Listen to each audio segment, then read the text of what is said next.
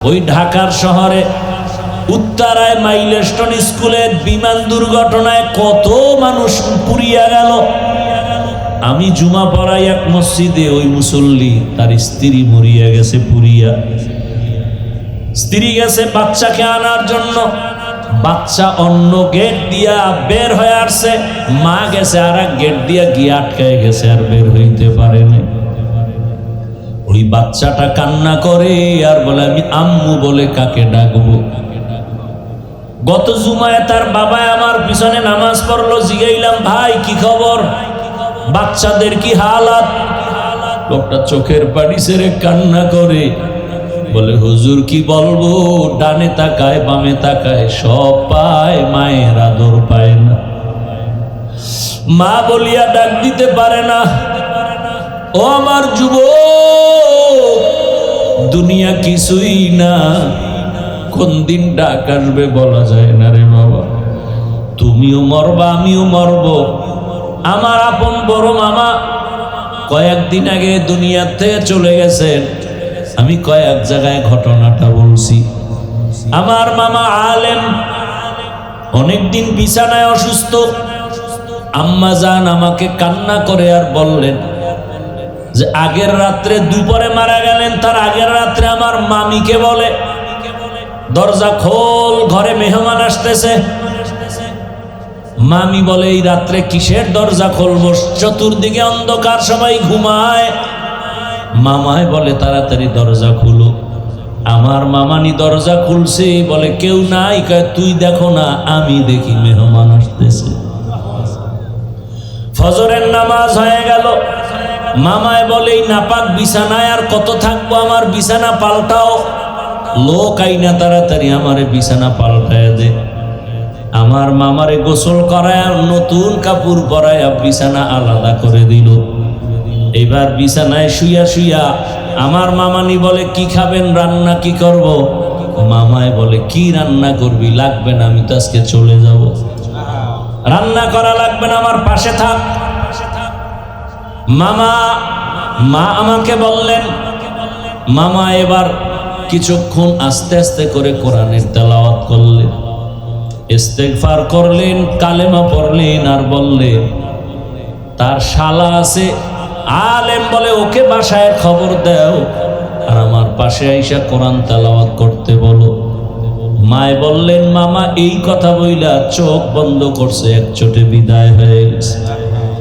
ও বাবা তুমিও মরবা আমিও মরব, গরু মরে কুকুর মরে, কালেমা না নিয়া যদি আজরাইলের হাতে ধরা পড়ে যাও, নামাজ না নিয়া রোজা না নিয়া যদি কবরের বিছানায় শুয়া যাও, ওই কবরে যাওয়ার পরে তোমাকেও আমাকেও তিনটা প্রশ্ন করবে। রবের পরিচয় দাও, ধর্মের পরিচয় দাও, রহমতের নবীর পরিচয় দাও। ওর এই প্রশ্নের জবাব যদি দিতে পারে আল্লাহ বলবে ফেরেশতা তাড়াতাড়ি কবরটা জান্নাতের সাথে রাস্তা বানায় দাও। আমার বান্দা দুনিয়ায় আরামে ঘুমাইতে পারে নাই, আজান হলে মসজিদে দৌড়ায় যাইতো, জিকিরের মজলিসে বসতো, আলেম ওলামার পেছনে দৌড়াইতো, ঘুমাইতে পারে নাই। এখন আরামে ঘুমাবে, কিয়ামত পর্যন্ত কেউ ডিস্টার্ব করবে না। আর যারা গুনাহগার হইয়া নামাজ ছাড়া, রোজা ছাড়া, কালেমা ছাড়া যদি কবরে যাও, তিনটা প্রশ্নের জবাব দিতে আর পারবে না। নবী বলেন সাথে সাথে আমার আল্লাহ রাগ হইয়া আওয়াজ দিবেন কুদরতি ভাবে, ও কবরের ফেরেশতাই নাফরমানকে আর ছাড় দেওয়া হবে না। আমি দুনিয়াতে কম সুযোগ দেই নাই, আমার দেওয়া পানি, আমার দেওয়া বাতাস, আমার দেওয়া সূর্যের আলো, চাঁদের আলো, জমিনের ফসল, নদীর মাছ, গাছের ফল খাইলো, আমার হুকুম মতো চলে নাই। আলেম ওলামারা বয়ান করতো মানে নাই। এত বড় কপাল পরা, নিজেও নামাজ পড়ে নাই, অন্যে পড়তো তাও পছন্দ করে নাই, নিজেও দাড়ি রাখে নাই, অন্যে দাড়ি রাখতো তাও পছন্দ করে নাই, নিজেও পর্দা করে না, অন্যে পর্দা করে তাও পছন্দ করে না, নিজেও হালাল খায় না, অন্যে হালাল খায় তাও পছন্দ করে না। আল্লাহর অর্ডার হবে জাহান্নামের সাথেই নাফরমানের রাস্তা বানায় দাও। কবরের ভেতরে জাহান্নামের আগুন, একটা না দুইটা না 70 থেকে 99টা সাপ। আমার আল্লাহ কুদরতি আওয়াজ দিয়া বলবে, ও কবরের মাটি রে, আর সুযোগ দেওয়া হবে না। দুই পার্শ্ব থেকেই নাফরমান বেনামাজিরে জোরে জোরে চাপ দাও। এত জোরে দুই পার্শ্বের মাটি চাপ দিবে, পাজরের হাড় চুরমার হয়ে যাবে। ও আমার যুবক বাবারা, বৃদ্ধ বাবাজি, পর্দার আড়ালের মা বোনেরা, একটা মশার কামড় সহ্য করতে পারো না, বেতের বাড়ি সহ্য করা যায় না। গুনাহ নিয়ে কবরে গেলে আল্লাহর দরবারে দাঁড়াইলে সূর্যের গরম, জাহান্নামের গরম, কত ভয়ঙ্কর। এখনো তওবা করো, গুনাহগার হইয়া কবরে যেও না। জীবনে তো গুনাহ কম করো নাই রে যুবক বাবা। হাতের গুনাহ, চোখের গুনাহ, জবানের গুনাহ, অন্তরের গুনাহ। মনে চাইছে নামাজ পড়বা না, পড়ো নাই, দাড়ি রাখবা না, রাখো নাই, বেপরদায় চলবা, চলছো, সারা রাত মোবাইলে গুনাহ করবা, করেছো, এখনো কি তওবা করবা না? যদি অন্তর তৈরি হয় তওবার জন্য, মনে মনে আল্লাহকে বলো, ও আল্লাহ, জীবনে গুনাহ কম করি নাই, আজকে থেকে তওবা করলাম, আর নামাজ ছাড়বো না, দাড়ি কাটবো না, বেপরদায় চলবো না। মা বাবার দোয়া নিয়া, শিক্ষকের দোয়া নিয়া, ওলামায়ে কেরামের পরামর্শ নিয়ে নবীর আদর্শ মেনে চলবো। শরিয়াতরা মুকদ্দম দার এখনো মারিফত আজ শরিয়াত নিসিতে বেরু শরিয়াত হো তরিকত হো তমামি হकीकत में मोहम्मद की गुलामी। আল্লাহ, ভালো করে বুঝার চেষ্টা করি। মারিফত মানে আল্লাহর পরিচয় লাভ করা। এবার আসেন, আল্লাহ আমগো কেন বানাইছেন? ইবাদতের জন্য। তো ইবাদত কি? ইবাদত কেন? ইবাদত কিভাবে? ইবাদত কি? এক কথায় জবাব, মানুষের জীবনে সর্বক্ষেত্রে আল্লাহর হুকুম বাস্তবায়ন করার নাম ইবাদত। মানুষের জীবনের প্রতিটি ক্ষেত্রে আল্লাহর হুকুম বাস্তবায়ন করার নাম ইবাদত। আল্লাহর হুকুম নাই এমন কোন কাজ আছে জীবনে? বাথরুমে যাবেন, সেখানে আল্লাহ পাকের নির্দেশনা আছে না নাই?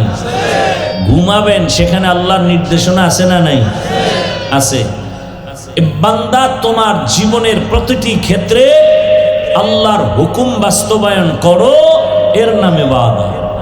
আমরা অনেকেই মনে করি ইবাদত মানি মসজিদে যাও, তসবিহ হাতে নাও, জিকির জোরে করো, তেলাওয়াত করো, নামাজ পড়ো, এটাই বুঝি ইবাদত না।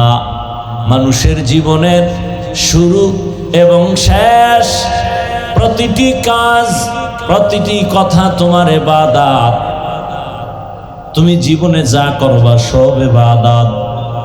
তুমি বাজারে যাও ইবাদত, তুমি খানা খাও ইবাদত,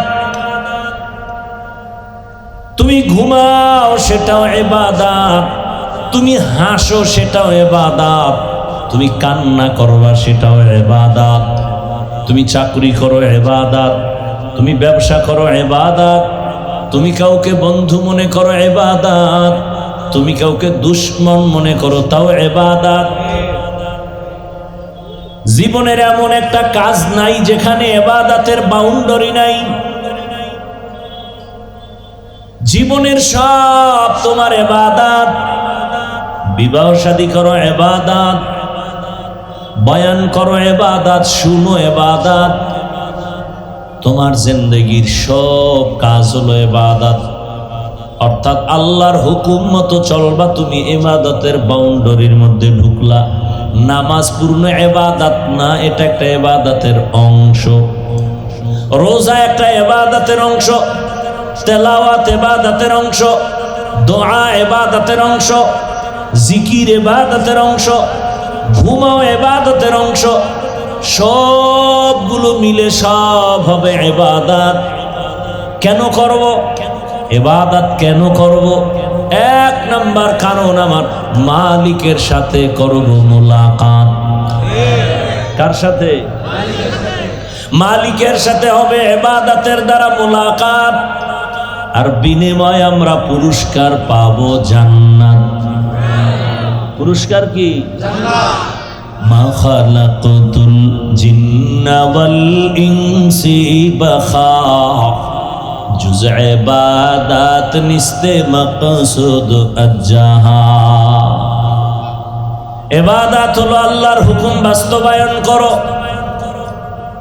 ব্যক্তি জীবনে হুকুম বাস্তবায়ন করো ইবাদত, সন্তানের মধ্যে আল্লাহর হুকুম জারি করো ইবাদত, বিয়া শাদী করো বা সেখানে আল্লাহর হুকুম বাস্তবায়ন করো ইবাদত, সংসার চালানোর ক্ষেত্রে আল্লাহর হুকুম চালু করো ইবাদত, অর্থনীতি চালাও আল্লাহর হুকুম মতো ইবাদত, রাষ্ট্র পরিচালনার ক্ষেত্রে আল্লাহর হুকুম চালু করো, এর নামও কি? ইবাদত। এমন কোন কাজ নাই যেটা ইবাদতের বাউন্ডারির মধ্যে নাই। কেন করবা? আল্লাহর সাথে হবে মোলাকাত, পুরস্কার পাবো কি? या इलाही मुझसे मुझको दूर कर, ताकि देखो मुझ में तुझको एक नजर। या इलाही तू मेरा माबूद है, या इलाही तू मेरा माशूक है। এখন হলো ইবাদত কিভাবে করব, একটা নিয়ম লাগবে না? না মন করা? ইবাদত কেমনে করব, কিভাবে করব? ভালো করে শুনো। ইবাদত তুমি জীবনে যা করবা, যা বলবা, সব ইবাদত। কেন করব? রবের সাথে মোলাকাত, পুরস্কার পাবো জান্নাত। কিভাবে করব? একমাত্র জবাব হলো রহমাতুল লিল আলামিনের আদর্শ অনুযায়ী। তো কুজাও সুন্নতে আহমদ কুজা বাহা মুহাম্মদ কৈবুদ নিসবত তোরা কারে শয়তা মিকুনি নামত বলি গরবলি ইনস্তলানত বরবলি। ওগো নবীর উম্মতেরা,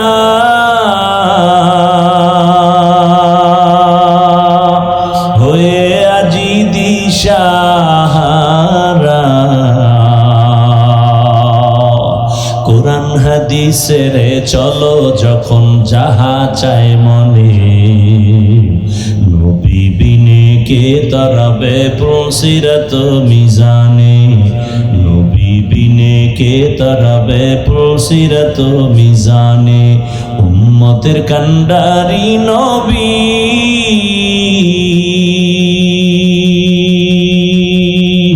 কাঁদছেন উম্মতের লাগি,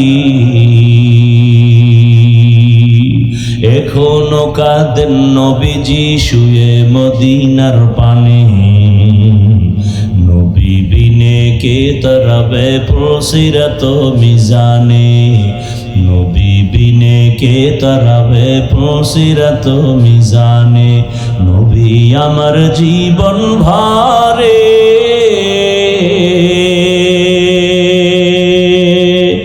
দিনের লাগি কষ্ট করে, দান দান শহীদ করিলেন উহুদেরই ময়দানে, নবী বিনে কে তরাবে প্রসিরত মিজানে, নবী বিনে কে তরাবে প্রসিরত মিজানে। এরে নবীর আশিক, জীবনে যা করবা সব ইবাদত। কেন করবা? রবের সাথে হবে মোলাকাত, পুরস্কার পাবা জান্নাত। কিভাবে করবা, কোন আদর্শ মেনে করবা? একমাত্র মদিনাওয়ালা রসুলের আদর্শ মেনেই করতে হবে, তো ইবাদত হবে। নবীর আদর্শ মেনে ঘুমাও, ইবাদত। নবীর আদর্শ মতো হাসো, ইবাদত। নবীর আদর্শ মতো কান্না করো, ইবাদত। নবীর আদর্শ মেনে তুমি দোকানদারি করো, ইবাদত। নবীর আদর্শ নাই এমন কোন কাজ আছে নাকি? আঙ্গুলের নখগুলি কিভাবে কাটবা, কিভাবে রাখবা, সেখানে নবীর আদর্শ নাই। মানলে তুমি নবীর খাঁটি আশিক, যদি তুমি না মানো তুমি রসুলের খাঁটি আশিক না। মাথার চুলগুলো তুমি কিভাবে রাখবা, কিভাবে কাটবা, সেখানে নবীর আদর্শ আসেনি। মানলে তুমি নবী মানছো, মানো নাই তুমি আমার রসুলকে মানো নাই। যে রসুল মানবে না রসুলের শাফাআত পাবে না, যে রসুলের শাফাআত পাবে না সে জান্নাতেও যাবে না।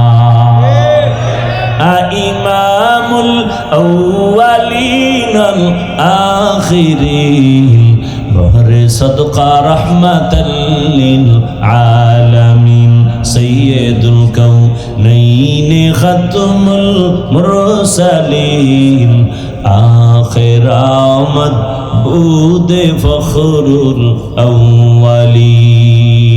খারাপ লাগে আপনাদের? ভাইরা আমার, জুতা দুইটা কেমনে পরবা সেখানেও নবীর আদর্শ। নবীরে চিনো? খাদ্য মন্ত্রণালয়ের থেকে সরকার খানা বরাদ্দ দেয়, রৌমারির জন্য 2 টন গম বা 5 টন গম বা চাল দিয়েছে, কিন্তু সরকারের পক্ষ থেকে, মন্ত্রণালয়ের পক্ষ থেকে কোনো এমন ব্যক্তি নেই যে তোমারে রান্না শিখাই দিবে। কেমনে চাল তুমি রান্না করে ভাত বানাইবা, গম থেকে রুটি বানাইবা, এই পদ্ধতি শিক্ষা দেওয়ার কোনো লোক সরকারের পক্ষ থেকে নাই। কিন্তু আমার রসুল কেমন ব্যক্তি জানোনি? আমার রসুল খানার লোকমাটা কেমনে দিবি নবী নিজে ধরে ধরে দেখায় দিয়েছে। মক্কার বেঈমানেরা কইতো কেমন নবী রে? কেন? কয় বাথরুমের নিয়ম শিখায়। সাহাবায়ে কেরাম বলতেন আমগো নবী তো এমন নবী, বাথরুমে গিয়ে আমরা কেমনে বসবো তাও শিখায়। বাম পা দিয়া বাথরুমে ঢুকো, ডান পা দিয়া বের হও। বাথরুমে গিয়া যখন বসবা হাঁটুর উপরে কাপড় উঠানো যাবে না, নবী শিখাইছেন। 2 পা দিয়া যখন বাথরুমে বসবা বাম পায়ের উপরে ভর করে বসবা, সুন্নাত। পানি কেমনে ব্যবহার করবা নবী তাও শিখাইছেন। বাথরুম থেকে বের হইবা খালি পায়ে খালি মাথায় বাথরুমে যাইবা না, সুন্নত। খালি মাথায় যাইবা, খালি পায়ে যাইবা, ভেজালে আটকায় যাওয়া। কারণ বাথরুম হলো জিন শয়তানের আড্ডাখানা। বাথরুম কি? খালি পায়ে যাওয়া নিষেধ, খালি মাথায় যাওয়া নিষেধ। এখন তুমি যদি আমি যাবো দেখি কার কি হয়, না আমগো কিছু হবে না, হইলে তোমার হবে, মাথা ফাটবে, পাও ভাঙবে। সুন্নাত অনুযায়ী বাথরুমে যাবি, জীবনে খোদার কসম বাথরুমে কোনো দুর্ঘটনা হবে না। খালি পায়ে যাইও না, খালি মাথায় যাইও না। বাম পা দিয়া ঢোকার আগে তুমি বিসমিল্লাহ বলে বাথরুমে ঢুকো। আর দোয়া পারলে তো ভালো, আল্লাহুম্মা ইন্নী আউযু বিকা মিনাল খুবুসি ওয়াল খাবাইস। এরপরে তুমি আবার বের হইতে গিয়া ডান পা দিয়া বের হও, বের হয় আলহামদুলিল্লাহ বলে শুকর আদায় করো।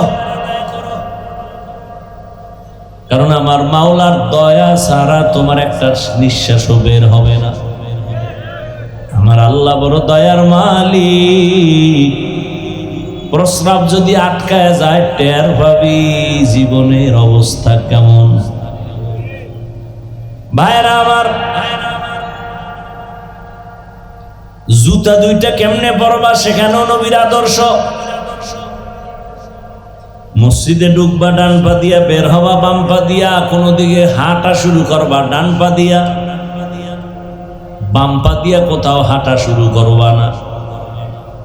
এবং জুতা যখন পরবা ডান জুতায় ডান পা আগে দিবা, এরপরে বাম জুতায় বাম পা আগে দাও সুন্নত, এরপরে ডান পা দিয়া বিসমিল্লাহ বলে কদম দেওয়া শুরু করো সুন্নত। নবীজির সুন্নত যারা মানবে তারা ইন্তেকালের সময় জান্নাতের ছবি চেহারা দেখা তারপরে কবরে যাবে।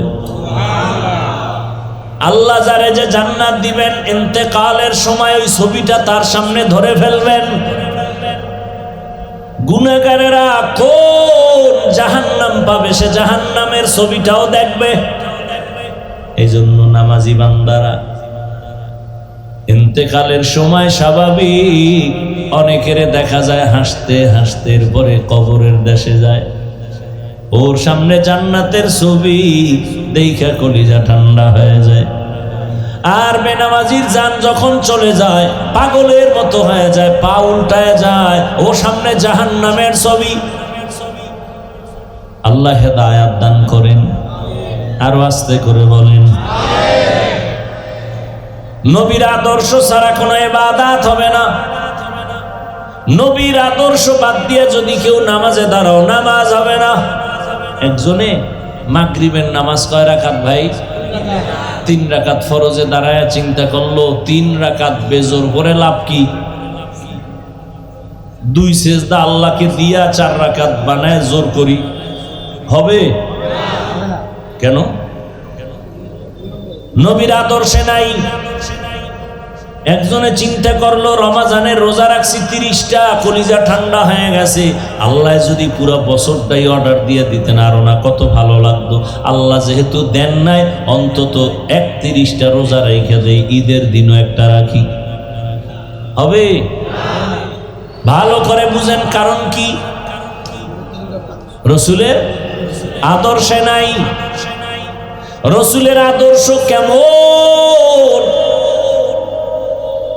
মক্কার জমিনে আসছেন এমন এক অবস্থায় যে মক্কার মানুষ চরিত্রহীন লম্পট। মক্কার মানুষের মতো চরিত্রহীন আর কেউ নাই। বাবা হইয়া নিজের কন্যাটার গলা টিপে হত্যা করে। কন্যা পছন্দ করে না, নারীদের পছন্দ করে না, নারী সমাজের বোঝা, কন্যাদের পছন্দ করে না। আপন বাবা নিজের কন্যাকে হত্যা করে ফেলে, কন্যা হলে লজ্জায় মাথা উঁচু করে না। 1500 বছর পরও কিছু কুলাঙ্গারের কথা শুনতে পাই আমগো দেশে। ছেলে হলে খুশি হয়, কন্যা হলে স্ত্রীর সাথে রাগ করে কথা বলে না। এরকম কুলাঙ্গার আছে না নাই? বউর সাথে ঝগড়া কেন? সন্তান কি বউ দেয়? হ্যাঁ দিছো তুমি, বউ রাখছে আমানত, তার পুরস্কার দাও। কারণ তুমি সন্তান দিয়ে আরামে ঘুরছো আর খাইছো, কিন্তু তোমার স্ত্রী ঘুমাইতেও পারে নাই, খাইতেও পারে নাই। বাচ্চা পেটে আসার পর মাথা ব্যথা কষ্ট শুরু হয়ে গেছে। তুমি তোমার আমানত যে জমা রাখছে তারে তাড়াতাড়ি পুরস্কার দাও। রাগ করো কেন? সব কথার মূল কথা আমার আল্লাহ বলেন দুনিয়ার কেউ সন্তান দেয় না, সন্তান দেয়ার মালিক কে? লিল্লাহি মুলকুস সামাওয়াতি ওয়াল আরদ ইয়াহাবু লিমান ইয়াশাউ ইনাসাও ওয়া ইয়াহাবু লিমান ইয়াশাউ যুকুর আও ইউযাওবিজুহুম যুকরানা ওয়া ইনাসা ওয়া ইয়াজআলু মান ইয়াশাউ আকিমা ইন্নাহু আলিমুন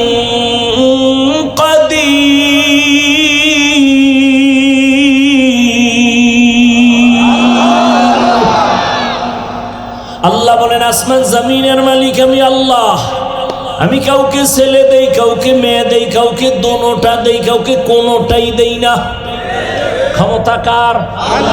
না তুঙ্গ বাবার? তা স্লোগান কেন লাগাইছো? ছেলে হোক মেয়ে হোক দুটোর বেশি নয়, একটা হলে ভালো হয়। নিচে দিয়ে আর এক লাইন লেখা দে, না হইলে আরো ভালো হয়। যেদিন থেকে এই বেঈমানের বাচ্চাগুলো এই স্লোগান চালু করেছে সেদিন থেকে রবের দরবার থেকে তাবিজ দেওয়া হয়ে গেছে একসাথে 4 বাচ্চা। কি ওয়ামাকারু ওয়ামাকারাল্লাহ ওয়াল্লাহু খায়রুল মাকিরিন।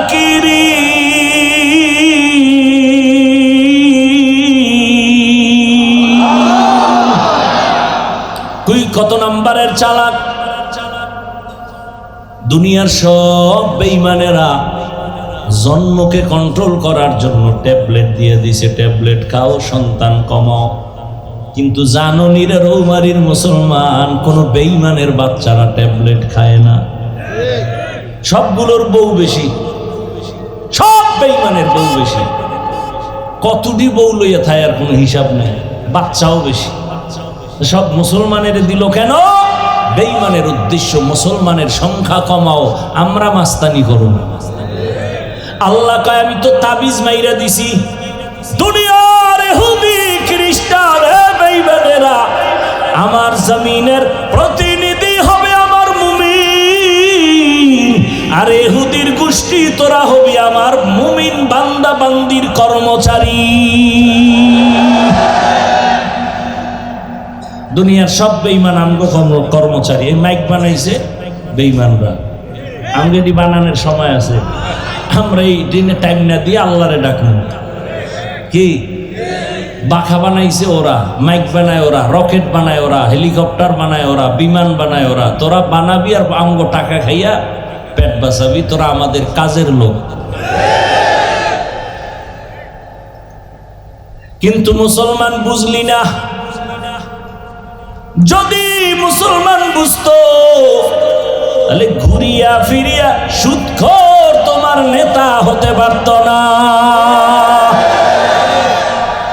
সুদখোরের নামাজ হবে না, রোজা হবে না, তেলাওয়াত হবে না, 24 ঘন্টার সেকেন্ডে সেকেন্ডে সেকেন্ডে অল টাইম তার গর্ভধারিণী মায়ের সাথে জেনার গুনাহ, জেনার গুনাহ, জেনার গুনাহ। লজ্জা থাকলে তো মরে যাওয়ার কথা।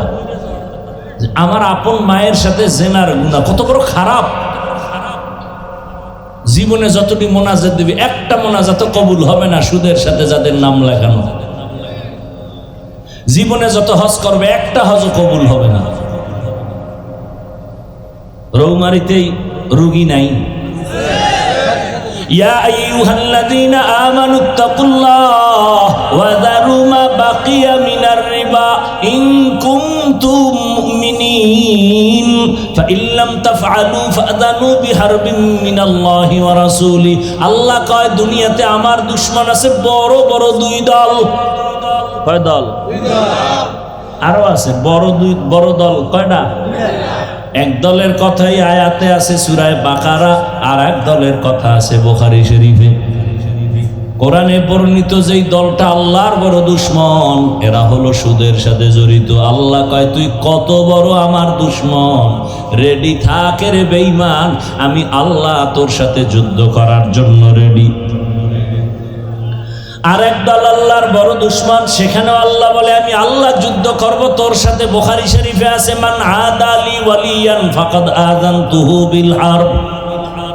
যারা ওলিয়া উলিয়া মানে না এরা আল্লাহর বড় দুশমন। বলে আমরা ওলি মানি না, আউলিয়া মানি না। এই জন্যই তুমি সারা বাংলাদেশে চিৎকার করে বলি যারা ওলিয়া উলিয়া বলে মানি না তারা কোরআন মানে না, বুখারী শরীফ মানে না। এরা ভণ্ড, এরা বাতিল। এদের যারা ভণ্ড বলে না তারাও ভণ্ড।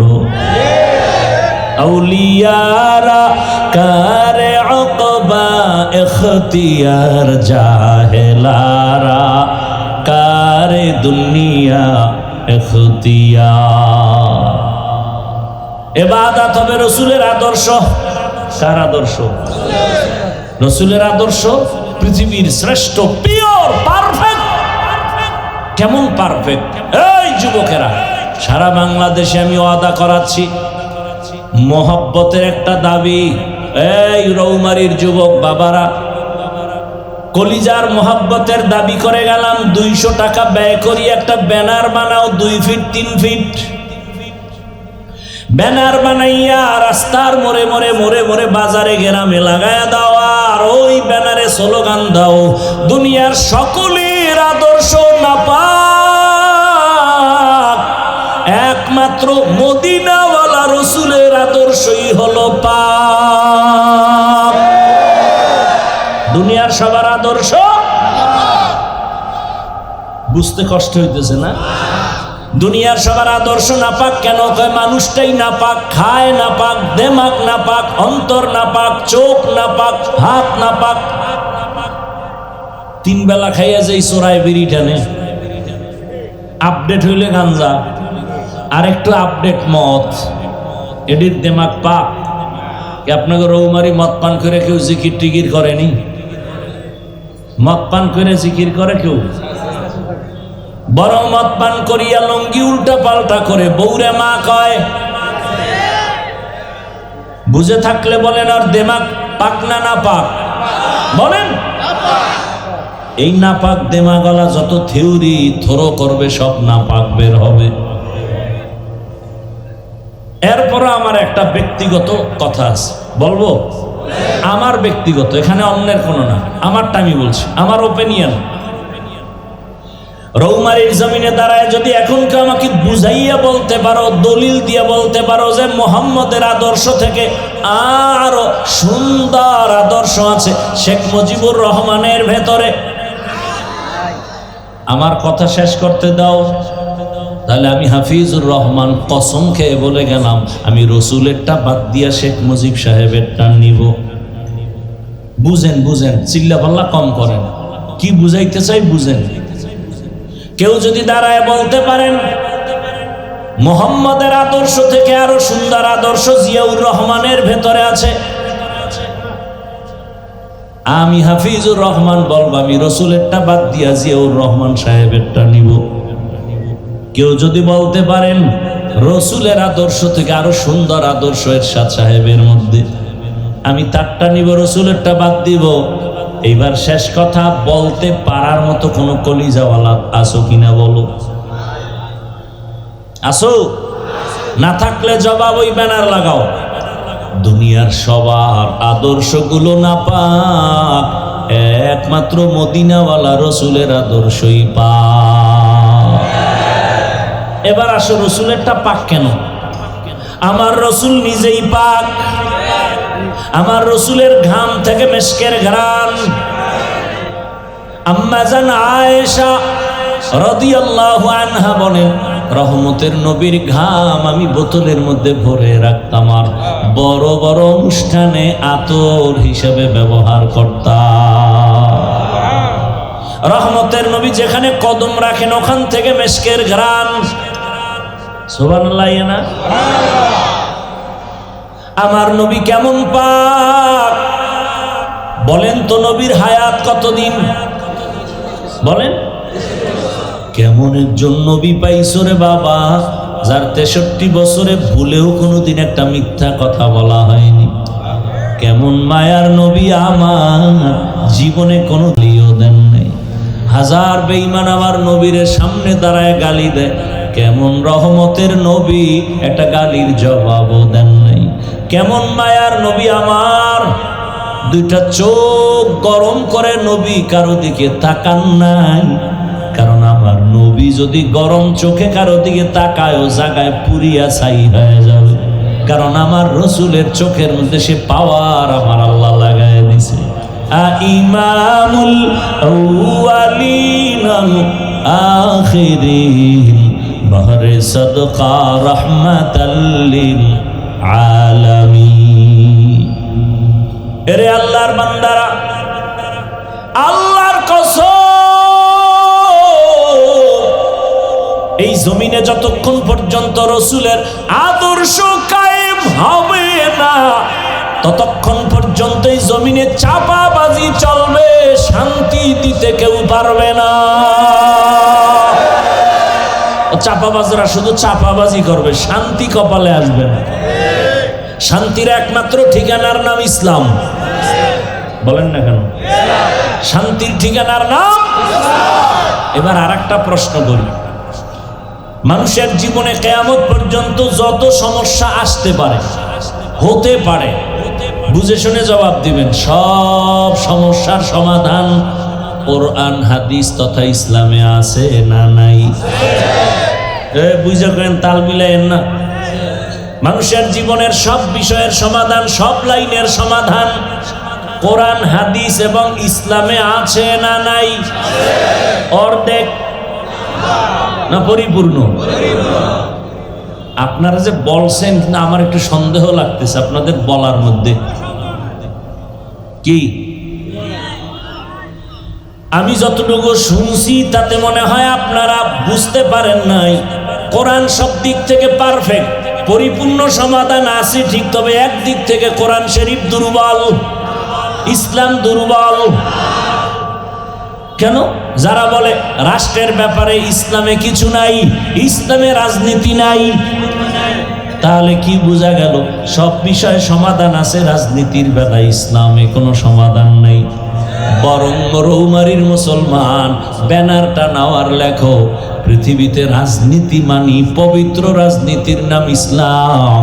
আর যে রাজনীতিতে আল্লাহ রসুলের আদর্শ নাই, ইসলাম নাই, ওটা রাজনীতি না, ওটা দুর্নীতি আর পেটনীতি। हकीकत से तू दुनिया बेखबर है, दुनिया की नुमाइश पर नजर है। नमी गुयम के आज दुनिया जुदाबाश, बहर कारे के बाशी बा खुदाबाश। নবীর আদর্শের মাঝে কোনো মিথ্যার আওয়াজ নাই, নবীর আদর্শে কাউকে জবাই করা নাই, নবীর আদর্শে কারো উপরে জুলুম করার নীতি নাই, নবীর আদর্শ নাই। এই কারণেই তো আমার দেশে বাবা হইয়া মেয়েটাকে আপন মাইয়াটারে হোটেলে ঢুকাইয়া কয়, আজকে তুই রাতের বেলা আমার কাছে স্ত্রীর সমান হয়ে থাকবি। আরো জোরে বলো, জিন্দেগি মে बंदगी तू करना है, जिंदगी में बंदगी तू करना है। जिंदगी बे बंदगी शर्मिंदा है, जिंदगी बे बंदगी शर्मिंदा है। ও আমার যুবক বাবারা, ও বৃদ্ধ বাবাজিরা, পর্দার আড়ালের মা বোনেরা, আর একটু সামনে যাব না? আপনাদের ধৈর্য হারায় যাইতেছে। দুনিয়া মে হো দুনিয়া কা তালবগার না হো,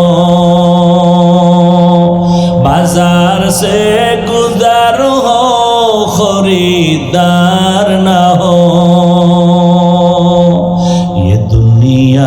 एक मिसल कागज फूल है, ये दुनिया एक मिसल कागज फूल है। जिंदगी में बंदगी तू करना है, जिंदगी में बंदगी तू करना है।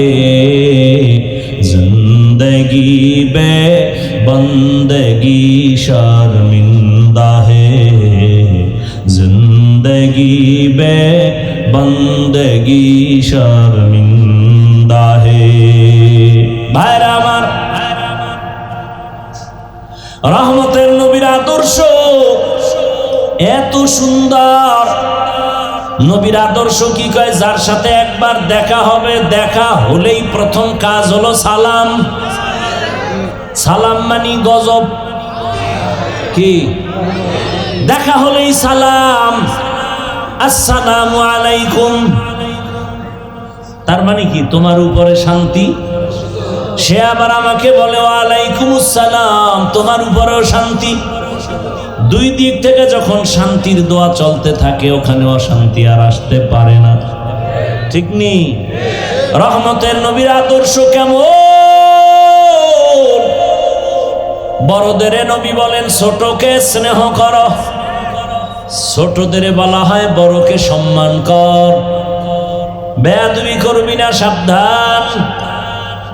ইসলাম এমন সুন্দর এক ধর্ম, এই কথাটা যারা ইসলাম মানে না তারাও জানে। মানে না কেন? চুরি করতে পারবে না। ইসলাম আসলে, রসুলের আদর্শ আসলে চোর চুরি করতে পারবে না, দুর্নীতি করতে পারবে না, জুলুম করতে পারবে না। এই জন্য সব দুর্নীতিবাজ ইসলাম চায় না, সব চান্দাবাজার ধান্দাবাজেরা ইসলাম চায় না, সব চোর ডাকাতেরা ইসলাম চায় না, জালেমেরা ইসলামের বিরোধিতা করে। এই এমন দুনিয়াতে এখন আসছো, কলমের কোনো দাম নাই। কলমের এখন কিন্তু আঙ্গুলের টিপের দাম, ঠিক নেই? জায়গা মতো দিও। এই টিপের পাওয়ার পাইয়া জানো, এমন কাউরে টিপ দিও না যে তোমার টিপের পাওয়ারে মানুষের জবাই করবে। এমন কাউকে টিপ দিও না যে তোমার আঙ্গুলের টিপ পাইয়া মা বোনকে ধর্ষণ করবে। সাবধান। আরে লঙ্গির মধ্যে গোবর লাগছে, গোবর গোবর চিনেননি? পাক না নাপাক? এখন এই নাপাক দূর করতে কি লাগবে বলেন? অচেনা পথে গোবর লেগে গেছে, নাপাক দূর করার জন্য ঘুরে কই পানি পাই। ঘুরতে ঘুরতে ঘাম ছুটে গেছে, পানি খুঁজে পাওয়া যায় না।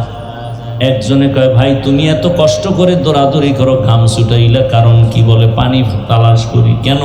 বলে লঙ্গির ভিতরে গোবর লাগছে, নাপাক দূর করার জন্য। কত পেরেশান কেন? পানি তো নিজের কাছেই আছে। কি ভাই নাম কি বলেন? ও এমন বোকা, কয় থু এত কষ্ট করে লাভ কি? কথা তো সত্যই, পানি তো আমার কাছেই আছে। এইবার প্রস্রাবের পানি দিয়া গোবরটারে সুন্দরভাবে ধুইয়া ফেলল। আপনার বিবেক দিয়া জবাব দেন, পাক কেমন হইল? কি পাক হইল না না পাক আরো ছড়াইল? গোবর প্রস্রাবের পানি দিয়া ধুইলে যেমন না পাক আরো ছড়ায়। যে সুদ খায়, ঘুষ খায়, জুলুম করে, নামাজ নাই, রোজা নাই, পর্দা নাই, চোখ না পাক, হাত না পাক, জিহ্বা না পাক, অন্তর না পাক, এর যদি কামগো সমাজটারে পাক করে দাও, পাক হবে না, সমাজ আরো না পাক হয়ে যাবে। এই জন্য দায়ী আপনারা। আঙ্গুলটারে ভালো করে হালাল সাবান দিয়ে ধুয়ে নিয়েন। আর যারা টাকা খাওয়ার নিয়ত করছেন, ভোটের আগের রাত্রে বাথরুমে গিয়া 10 গ্রাম করে পায়খানা খাবেন, বাজারে গিয়া হালাল সাবান দিয়ে কুলি করবেন, দুনিয়ায় ঝামেলা শেষ। আর ওই টাকা খাইয়া যারা মরবা, জাহান্নামের আগুন ছাড়া তোমার এই নাপাক যাবে না। আল্লাহ হেদায়াত দান করুন। ওয়ামা খালাকুতুল জিন্না ওয়াল ইনসা ইল্লা লিয়াবুদুন।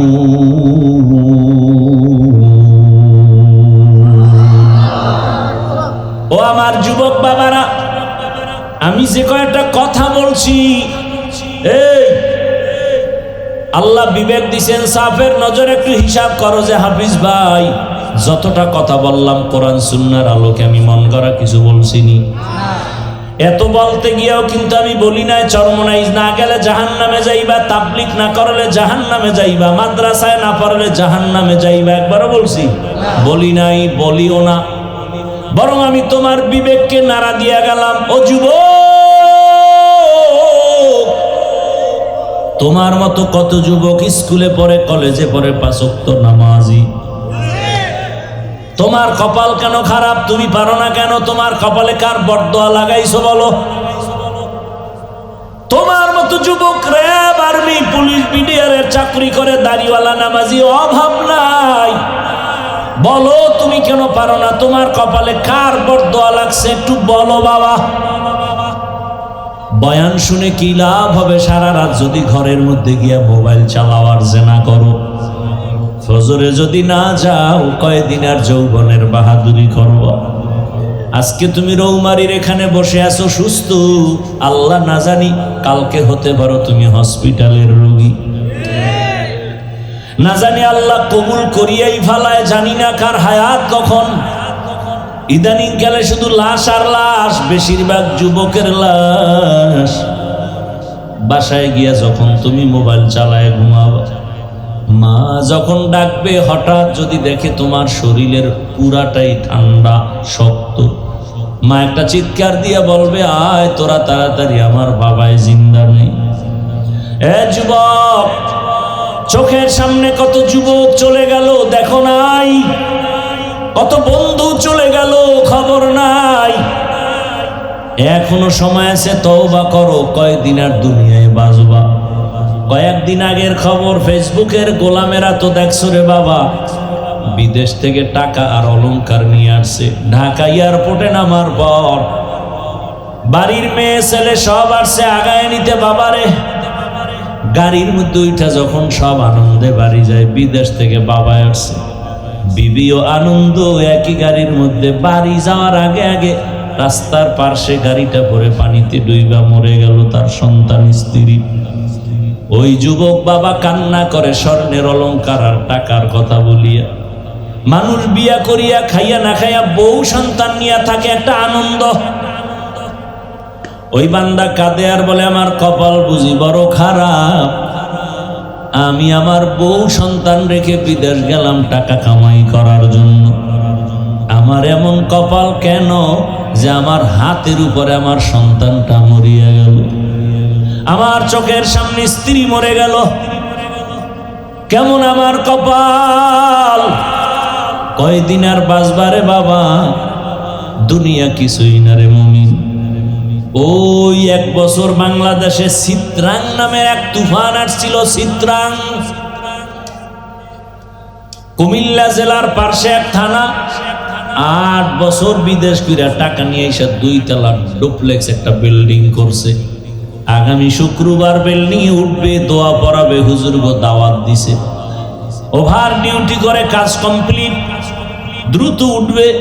2 দিন আগের খবর, এমন তুফান শুরু হয়ে গেল। বিল্ডিং এর পাশে একটা টিনের ঘর, একটা চৌকির উপরে বাচ্চা আর ওই যুবক আর তার স্ত্রী 3 জন। ঘুমের মধ্যে একটা বাতাসে গাছ পইরা 3 জনার বুকে চাপ লাগলো, জাগায় শেষ। 2 দিন পরে ঘরে উঠবে, আর উঠা হয় নাই। ও যুবক, কালকে যদি এমন অবস্থা তোমার ইন্তেকাল হয়, এই ঘড়িটা হাতে দিছি হাফিজুর রহমানের ঘড়ি, কালকে এমন সময় এই ঘড়িটা আর একজনে হাতে দিয়া বলবে, এই ঘড়ির মালিক আমি। আমার মোবাইলটা আর একজনে হাতে নিয়ে বলবে, মোবাইল আমার। আমি যারে এত আপন বন্ধু মনে করছি, সেও নাম্বারটা ডিলিট করে বলবে, বন্ধু নাই, নাম্বারও নাই। বাবা কান্না করবে আর বলবে, ইমাম সাহেব তাড়াতাড়ি আসেন, আমার সন্তান মরে গেছে, জানাজা দেওয়া লাগবে। এ যুবক, দেখবি তখন আরে তোর আত্মীয় স্বজন সবাই বেলেট দিয়া গেঞ্জিটারে কেটে কেটে খুলে ফেলবে। কই তোর মজার ঘড়ি আর মোবাইল সব কইলা। বাবায় বলবে, তাড়াতাড়ি একদল যা, বাড়ির পেছনে বাঁশবাগানে কবর খনন কর। আর এক দলকে বলবে, গরম পানি কর জীবনের শেষ গোসলের জন্য। কেউ রে পাঠাবে, বাজারে যা কাফন কিনে নিয়ে আয়। যখন তোমাকে ঘর থেকে নামাইয়া গরম পানি দিয়া গোসল করাইয়া মসজিদের খাটে উঠাইয়া সাদা কাপনের প্যাকেট বানায় নিয়ে যাবে জানাজার ময়দানে, মা জানালা দিয়া চিৎকার দিয়া বলবে, আমার বাবারে তোরা কই না? বিদায় বেলা শেষবার একটু চেহারাটা দেখাইয়া যাও। আমার বাবা আমারে আম্মু বলিয়া ডাক দিলে কলিজা ঠান্ডা হয়ে যাইত, এখন আমারে কে আম্মু বলে ডাকবে? এই যুবক বাবারা,